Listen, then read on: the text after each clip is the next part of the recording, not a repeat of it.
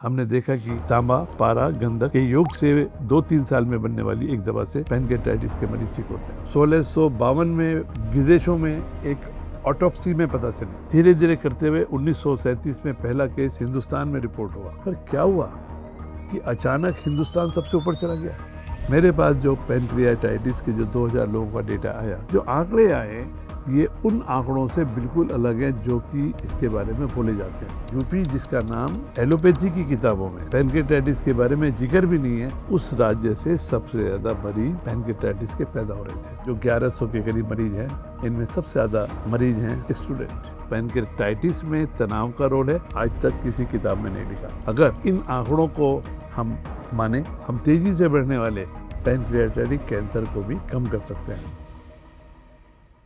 नमस्कार, मैं हूं वैद्य बालेंद्र प्रकाश।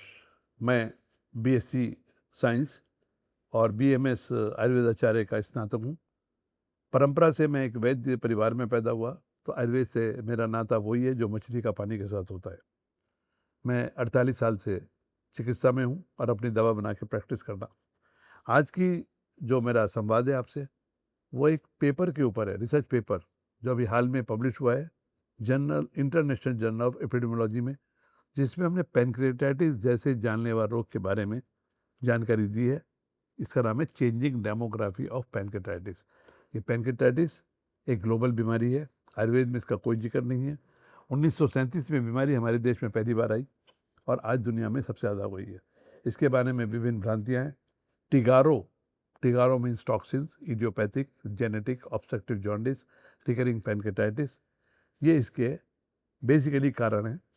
और टॉक्सिन्स में भी अल्कोहल भी। पर हमने जो आंकड़े पैदा किए, जो प्रमाणों के आधार पे हैं, पेशेंट से इंटरव्यू के आधार पे हैं, उनको इस पेपर में पब्लिश किया गया है।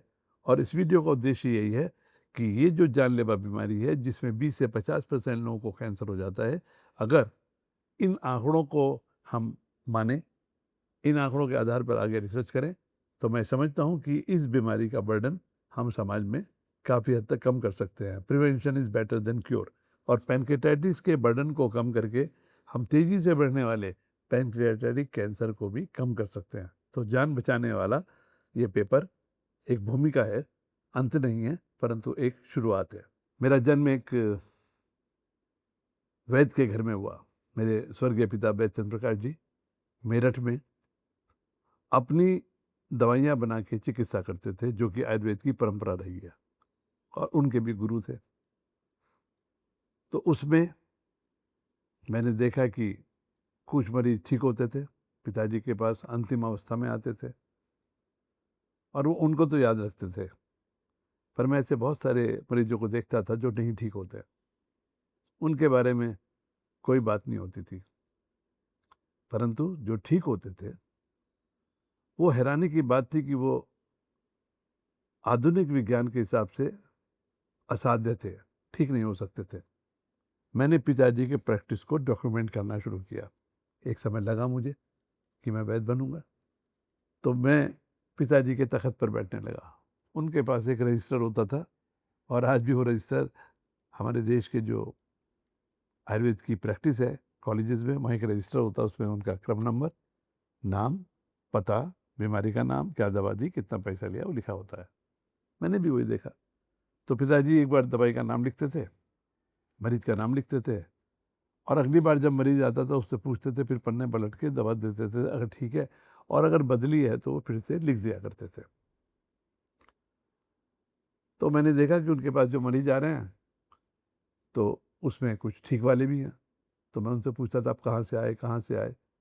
तो मैंने इस तरह देखते देखते एक छोटा सा डेटाबेस तैयार करना शुरू किया कि ये मरीज आया तो आया कैसे है, किसने इसको भेजा। फिर चिट्ठियाँ उनकी संभाल के रखनी शुरू की। फिर उनके रजिस्टर में मैंने बोला, जो पिछला नंबर था, नए नंबर के साथ पिछला नंबर दे दिया, तो अब मुझे ढूंढने में आसानी हो गई। तो मैंने डॉक्यूमेंटेशन पहले उनके रजिस्टर का स्ट्रीमलाइन किया, और ज़्यादा समय नहीं हुआ था, 84 में पिताजी का स्वर्गवास हो गया। थोड़े समय तो मैंने उसी रजिस्टर को थोड़ा मॉडिफाई किया। फिर मैंने एक अकाउंट की जो शीट आती है, सेपरेट शीट मरीजों की बनानी शुरू की, क्योंकि मरीजों का नाम, पता, दवा लंबी चलती है, और उनको क्या फ़ायदा हो रहा है, क्या नहीं हो रहा, वो सब रखना शुरू किया। और शौक था। और शायद ये जो मुझे असर हुआ, ये आयुर्वेदिक कॉलेज का असर नहीं था, ये मेरी जो राजकीय इंटर कॉलेज मेरठ में हमें जो इंडेक्सिंग पढ़ाई जाती थी कि किताब की इंडेक्सिंग करनी है, कॉपी की इंडेक्सिंग करनी है, प्रैक्टिकल की कॉपी कैसे बनानी है, शायद उसका प्रभाव था, चार्ट कैसे बनाना था, उसका प्रभाव था। तो करता गया। फिर 86 में 87 में मरीज ठीक हो रहे हैं तो पैसे नहीं थे, तो पुरानी डायरियाँ मिल जाती थी, किसी किसी को दे जाता था, कोई पुरानी डायरी ले आता था, हर डायरी का एक पेज बना दिया, पेज नंबर 1, और इंडेक्स में पेज नंबर 1 ए का हो गया, बी का हो गया, सी का हो गया। इस तरह मैंने पुरानी डायरियों पे जब मरीज आया उसकी तारीख लिखी, क्या क्या सिम्टम है, एक लॉग बुक टाइप की बनानी शुरू की। तो मुझे याद है 87 का एक बच्चा धर्मपाल, छिछरौली गांव, हरियाणा से आया, और मैं लिखता हूँ आज प्लेटलेट 800 थे, WBC इतने थे, डॉक्टर SP गर्ग की रिपोर्ट हुई, फिर दोबारा है तो ऐसी हुई, अब बुखार इसका उतर गया है, इतना बुखार रहता था, वो सब लिखता चला गया। तो 86 87 में मेरे हाथों से एक बच्चा ठीक हुआ, जिसको बोन मैरो ट्रांसप्लांट के बाद रिलैप्स हुआ था ब्लड कैंसर का लंदन में। वो ठीक हो गई। जब लंदन गया तो लंदन के डॉक्टर आए, और उनकी बाकी बातें तो छोड़ें, उनका जो कार्य करने की शैली थी वो 10 दिन रहे। उन्होंने एक एक वर्ड को लिखा, रिपोर्टिंग। तो लिखते थे कि हुएन स्वांग आए कोई, उन्होंने अपनी डायरी लिखी, उनकी कहानी लिखी, बड़े बड़े घुमक्कड़ लोग होते हैं, उन्होंने अपनी कहानी लिखी। तो उसी तरह जो डॉक्टर मिलर लंदन से आए, उन्होंने 10 दिन की जो रिपोर्ट लिखी, उससे मैं बहुत प्रभावित हुआ। फिर जब वो आए, मरीज ठीक हुआ, तो मैं भी लंदन गया। तब मैंने देखा कि ये डॉक्टर जो है लंदन के, ये एक डॉक्टर होता है, हमारा एक रिसेप्शनिस्ट होता है।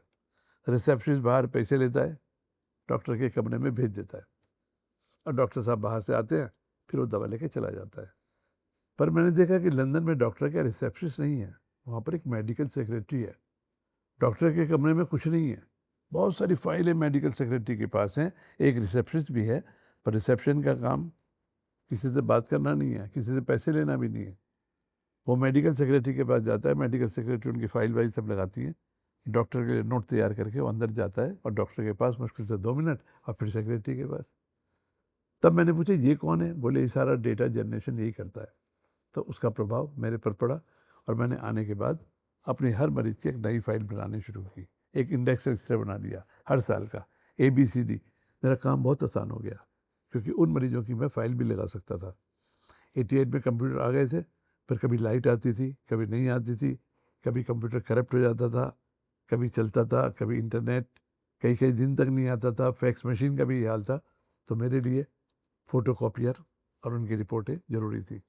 वो धीरे धीरे फाइल बनती गई, और देश में डॉक्यूमेंटेड प्रैक्टिस करने का एक तमगा मेरे ऊपर लग चला गया। तो आज भी मेरे पास जो 85 के मरीज़ हैं, 86 के मरीज़ हैं, 87 के मरीज़ हैं, कितने मरीज आए, कितनों ने दवा खाई, कितनों ने छोड़ दी, कितनों को फ़ायदा हुआ, कितनों को नहीं फ़ायदा हुआ, ये सब आंकड़े मैं हर साल की एक अपने यहाँ बनाता चला गया। इसी बीच में हमने देखा कि कुछ बीमारियाँ ऐसी हैं जो ज़्यादा ठीक हो रही हैं, कुछ बीमारियाँ जो बिल्कुल ठीक नहीं हो रही हैं। जो नहीं ठीक हो रही हैं कोई बात नहीं, हम खुदा तो है नहीं, पर जो ठीक हो रही हैं वो ऐसी हैं जो असाध्य हैं। तो उसी बीमारी में एक बीमारी जिसका मैं डॉक्यूमेंटेशन करता हूँ कैंसर के अलावा, उसका नाम है पैनक्रेटाइटिस। हमने देखा कि तांबा, पारा, गंधक के योग से 2-3 साल में बनने वाली एक दवा से पैनक्रेटाइटिस के मरीज ठीक होते हैं। ठीक है, 1 मरीज आया, 2 मरीज आया, 3 मरीज आया, इसको भाषा में बोलते हैं एम्पिरिकल सक्सेस। हमने कहा चलो अब जो हो गया सो हो गया। 97 होते होते हमने इसको एक स्ट्रक्चर डॉक्यूमेंटेशन शुरू किया कि अब जनवरी 97 से जो मरीज आएंगे इसको हम डॉक्यूमेंट करेंगे। तो वो फाइल जनवरी 97 से मेरे पास मौजूद है। मैंने देखा कि पैनक्रेटाइटिस के मरीज ठीक हो रहे हैं, और मुझे डॉक्यूमेंटेशन करना था। तो पिछला काम तो हम नहीं कर सकते हैं, क्योंकि डॉक्यूमेंटेशन में ज़रूरी होता है कि आप बैकवर्ड नहीं फॉरवर्ड काम करेंगे, प्रोस्पेक्टिव काम करेंगे। तो 97 से हमने observation of clinical practice of Ayurveda in treating pancreatitis करना शुरू किया।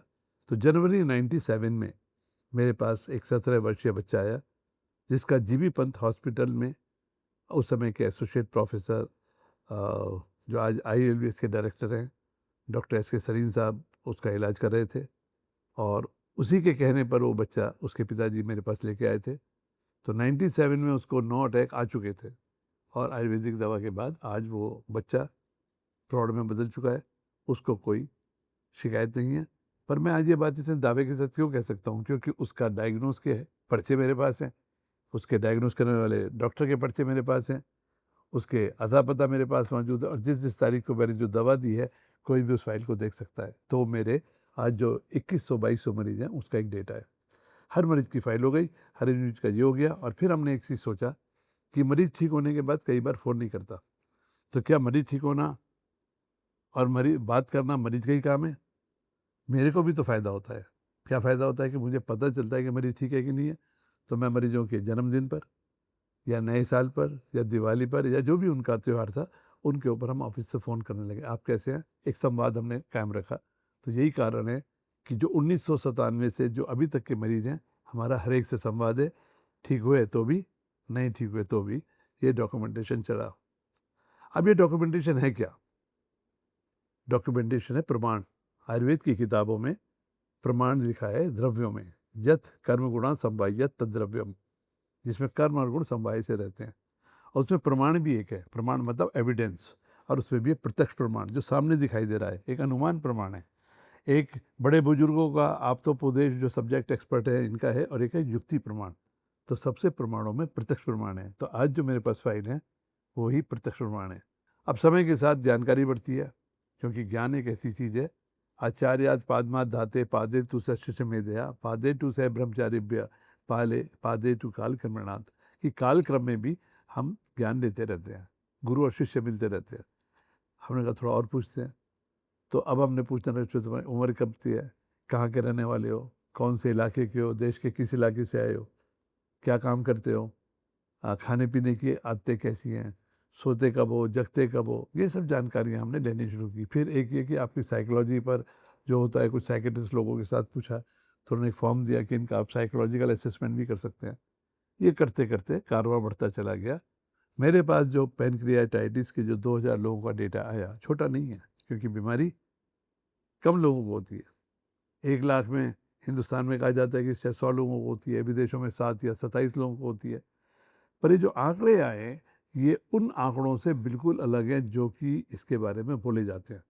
जैसे क्रॉनिक पैनक्रियाटाइटिस दक्षिणवर्तीय भारत में होती है, दक्षिणवर्ती राज्यों में होती है। हमारे आंकड़े थोड़े अलग है। हमने जब 100 मरीज हुए तब उनको एनालाइज किया, 250 पे किया, 500 पे किया, 1000 पे किया, 2000 पे किया, तो देखा कि सबसे ज़्यादा आने वाले मरीज यूपी के हैं। किसी ने कटाक्ष किया कि भाई जी आप यूपी के पैदा हो इसलिए यूपी के आते हैं। पर बात तो सही है तुम्हारी, हो सकता है ऐसा। वैसे मैंने माथे पे कहीं नहीं लिखा कि मैं यूपी में पैदा हुआ हूँ, पर फिर भी आजकल गूगल पे सबको पता है कि यूपी पे पैदा हुआ हूँ, मेरठ में पैदा हुआ हूँ, कब पैदा हुआ हूँ। परंतु हैरानी की बात है कि दूसरा नंबर महाराष्ट्र का है। अब यूपी से या उत्तराखंड से महाराष्ट्र अच्छी खासी दूर है, वहाँ से दूसरे नंबर के मरीज हैं, और तीसरे नंबर के मरीज गुजरात हैं, चौथा नंबर दिल्ली है, पांचवा कर्नाटक है। पर इन आंकड़ों में एक बात पक्की हो रही थी कि यूपी, जिसका नाम एलोपैथी की किताबों में पैनक्रियाटाइटिस के बारे में जिक्र भी नहीं है, उस राज्य से सबसे ज़्यादा मरीज पैनक्रियाटाइटिस के पैदा हो रहे थे। और उत्तराखंड का 6ठा नंबर है। उत्तराखंड में भी गढ़वाल में कम, कुमाऊं में ज़्यादा है। तो आंकड़े इकट्ठा करने का फ़ायदा ये हुआ कि जो डेमोग्राफी हमें किताबों में मिल रही है, हो सकता है वेस्टर्न वर्ल्ड में ऐसा होता हो, पर हिंदुस्तान में कोई डेटा इकट्ठा ही नहीं हुआ, क्योंकि हमारे एक एजेंसी होती है वो डिजीज़ बर्डन के ऊपर सर्वे करती है। पर शायद आबादी इतनी बड़ी है, 1-8 लाख लोगों को बीमारी होती है, तो सरकार की एजेंसी कहती है साहब ये तो 1% के 1% को भी नहीं है।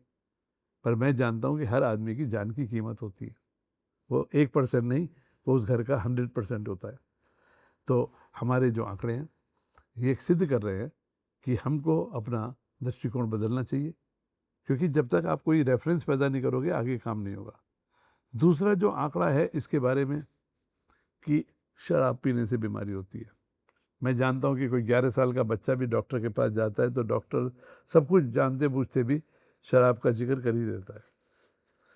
पर हम क्या देख रहे हैं कि हमारे पास जो मरीज आ रहे हैं वही 100 से लेकर अब तक जो बार बार हमने किया कि 60 से 70% लोग वो हैं जिन्होंने कभी शराब देखी ही नहीं। अब शराब देखी नहीं, पर बीमारी शराब पीने वालों को होती है। और इसमें भी 20% ऐसे थे जो ज़्यादा कदा, जिन्होंने खरीद के नहीं पी। कहीं शादी ब्याह में गए, बर्थडे में गए, पिकनिक में गए तो पी ली। 5% जरूर ऐसे थे जो शराब पीते थे। और एक मरीज ऐसा आया जो 12 लीटर बियर रोज पीता था। तो मेरे लिए उसका दर्शन करना सौभाग्य था, क्योंकि ऐसे लोग आसानी से नहीं मिलते। 12 लीटर रोज। एक आदमी ऐसा भी मिला जो 2 विस्की की बोतल रोज पी जाता था। पर उन लोगों में, ऐसे लोगों में बीमार शायद इतने पड़ते नहीं, वो पहले भी अब भगवान के प्यारे हो जाते हो। पर हमारे पास जो पैनक्रेटाइटिस का डेटा आया, हम आज डंके की चोट पे कह सकते हैं कि केवल शराब पीना ही बीमारी का कारण नहीं है। और ये देखा गया कि जब ये आहार का संतुलित भोजन होता है, फिर नींद होती है, और ये जो दवा रसशास्त्र के आधार पर बनी हुई हमारी, जिसको भारत सरकार ने भी पेटेंट दिया है, देश का पहला पेटेंट और दुनिया का दूसरा पेटेंट क्रॉनिक पैनक्रेटाइटिस पे दिया गया है, इन तीनों के कॉम्बिनेशन से ये मरीज बिल्कुल ठीक होती है। तो खान पान, रहन सहन, व्यायाम, इन सब का जो हमने आंकड़े बनाया, तो इन आंकड़ों को हमने जर्नल ऑफ एपिडेमियोलॉजी में छापा है। और इसको छापने के बाद बहुत सारे जो पत्रकार हैं, बहुत सारे न्यूज़पेपर्स हैं, इन्होंने अपनी जगह जगह दी है। और ये एक चौंकाने वाला आंकड़ा है। और इस पेपर को पब्लिश करने का उद्देश्य यही था कि जो हमारे पॉलिसी मेकर्स हैं, क्योंकि पैनक्रेटाइटिस में कहा जाता है कि 20% से 55% लोगों को कैंसर हो जाता है। पर जो आयुर्वेदिक दवा हम दे रहे हैं, इससे कैंसर तो किसी को हो नहीं रहा है। इसका मतलब हम पैनक्रेटाइटिस का इलाज करके क्या कर रहे हैं? पैनक्रेटिक कैंसर का बचाव। उसी तरह हमारे शरीर में पैनक्रेटाइटिस हो जाए, पैनक्रियास को काटना इलाज नहीं है। हमारे शरीर में पैनक्रेटाइटिस हो ही नहीं, उसका इलाज है। तो ये बात ठीक है कि शराब बुरी है, तंबाकू भी बुरा है। तो केवल शराब और तंबाकू पीने वाले लोग बीमार होते तो भी बात मान लेता। शराब और तंबाकू खाने वालों में ज़्यादा बीमारी तो भी मान लेता, पर पैनक्रेटाइटिस में तंबाकू 85% ऐसे जिन्होंने कभी तंबाकू का सेवन ही नहीं किया 2000 में से। ये तो बहुत बड़ा नंबर हो गया। तो मैं ये नहीं कह रहा हूँ कि तंबाकू खाओ, पर मैं कहता हूँ कि अपने दिमाग से ये बात निकाल दो कि आप तंबाकू नहीं खा रहे हो तो ठीक रहेगा। दूसरी बात, पैनक्रेटाइटिस के बारे में एक चीज़ और है कि जेनेटिक होता है। तो पेशेंट आए, और उसमें बच्चे भी आए, जवान भी आए, तो 2000 में से कुल 8.8% है जिनको जेनेटिक है। बाकी को कहाँ से आ गया? इसी तरह एक कहावत है, गॉल स्टोन से होता है, कि गॉल स्टोन है इसलिए पैनक्रेटाइटिस हो गया, और गॉल ब्लैडर निकाल देते हैं। पर देखा गया कि जो पेशेंट जिनके गॉल स्टोन थे और निकाल दिया गया, ऑपरेशन हो गया, उनको 2 साल के अंदर अंदर फिर से पैनक्रेटाइटिस आ गई। और ऐसे मरीज कुल 5% है जिनको गॉल स्टोन था। तो बाकी 95% बगैर गॉल स्टोन के हैं।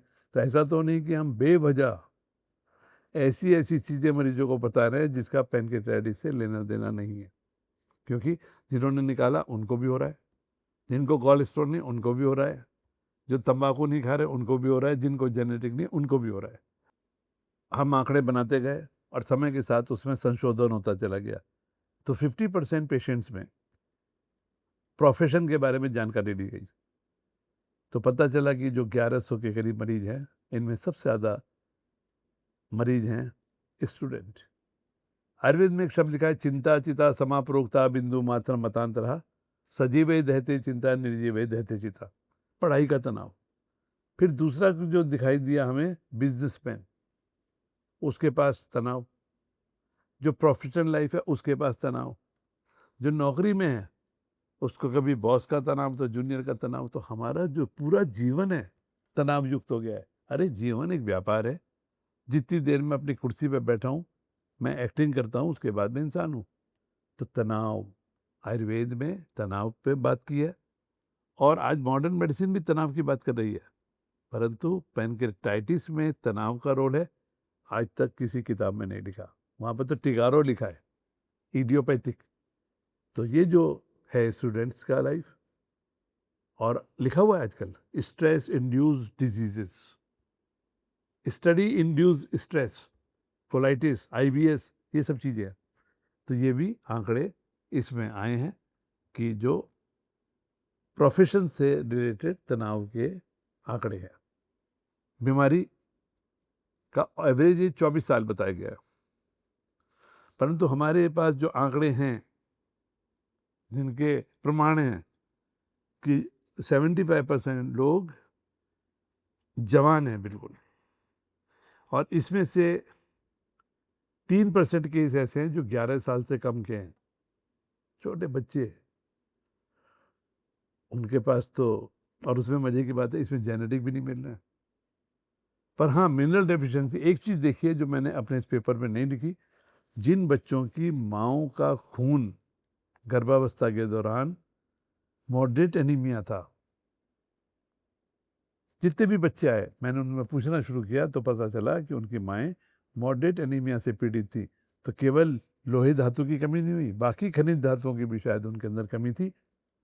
तो ये सब आंकड़े क्या बता रहे हैं कि पैनक्रेटाइटिस जो बीमारी 1937 में हिंदुस्तान में पहली बार आई और जो आज दुनिया में सबसे ज़्यादा हो गई है, जिसके मरीज बढ़ते चले जा रहे हैं, और जिसमें विजातीय पदार्थ जैसे शराब, तंबाकू, जेनेटिक और गॉल स्टोन की हिस्ट्री नहीं दिख रही है जो कि वेस्टर्न किताबों में लिखी हुई है। तो हमें इसके ऊपर सर्वे करना चाहिए, हमें अनुसंधान करना चाहिए, और जो लाइफ स्टाइल है जैसे रात को जगना, अगर इसका वाकई में संबंध इससे है तो हमें फिर ऐसी टाउनशिप जरूर पैदा करनी चाहिए कि भाई यहाँ पर 10 बजे रात को सब सो जाएंगे, क्योंकि तंदुरुस्ती केवल इंश्योरेंस कराने से नहीं मिलेगी। तंदुरुस्ती करनी है तो आपको अपने आहार में, अपने रहन सहन में, इन सब में बदलाव लाना पड़ेगा। पैनक्रेटाइटिस एक नए ज़माने की नई बीमारी है, और ये जो पेपर हमारा छपा है इसका उद्देश्य यही है कि हम इसके बारे में जन जागरूकता पैदा करें, वैज्ञानिकों के बीच में, स्टेक होल्डर के बीच में, घर में परिवार के बीच में, जिससे कि लोग इस बीमारी से बचने के उपाय करें। क्योंकि जब ये बीमारी होती है तो ये शरीर को तो तोड़ती है, मन को भी तोड़ती है।